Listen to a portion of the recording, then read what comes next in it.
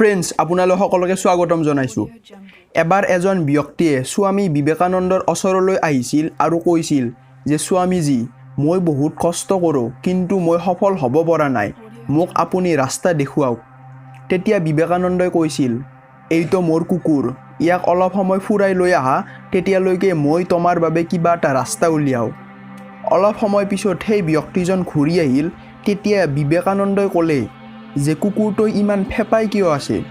তেতিয়া মানুহজনে ক'লে যে ৰাস্তাৰে গৈ থাকোঁতে মইতো চিধাই গৈ আছিলোঁ, কিন্তু কুকুৰটোই ৰাস্তাৰে গৈ থাকোঁতে যি বস্তু দেখিছিল সেই সকলোবোৰৰ পিছত দৌৰি দৌৰি গৈ আছিল, তাৰ কাৰণে ইমান ভাগৰুৱা হৈ পৰিল। তেতিয়া স্বামী বিবেকানন্দই ক'লে যে ইয়াতেই তুমি সোধা প্ৰশ্নটোৰ উত্তৰ আছে।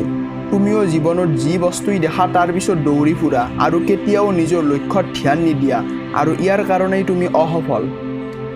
অৰ্থাৎ ইয়াৰ পৰা আমি এইটোৱেই শিকিব পাৰোঁ যে আমি নিজৰ লক্ষ্যত ফ'কাছ কৰিব লাগে, কিন্তু প্ৰায়েই আমি সেইবিলাক বস্তুৰ পিছত দৌৰি থাকোঁ যি আমাৰ লক্ষ্যৰ লগত জড়িত নহয়, যাৰ কাৰণে আমি নিজৰ কৰিবলগীয়া কামত ফ'কাছ কৰিব নোৱাৰোঁ আৰু অসফল হৈ থাকিব লগা হয়। গতিকে নিজৰ লক্ষ্যত ফ'কাছ কৰক। আৰু কোনোবা এজন মহান ব্যক্তিয়ে কৈছে যে stop getting distracted by things that have nothing to do with your goals.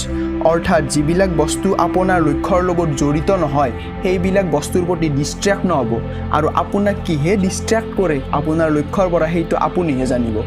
গতিকে যদি এই ভিডিঅ'টো চাই ভাল লাগিছে, ভিডিঅ'টো লাইক কৰি দিব, ভিডিঅ'টো কেনেকুৱা পাইছে কমেণ্ট কৰি জনাব, আগলৈ ভিডিঅ'টো শ্বেয়াৰ কৰি দিব, আৰু এনেকুৱা ধৰণৰ ভিডিঅ' পাই থাকিবলৈ ছাবস্ক্ৰাইব কৰি দিব। ধন্যবাদ।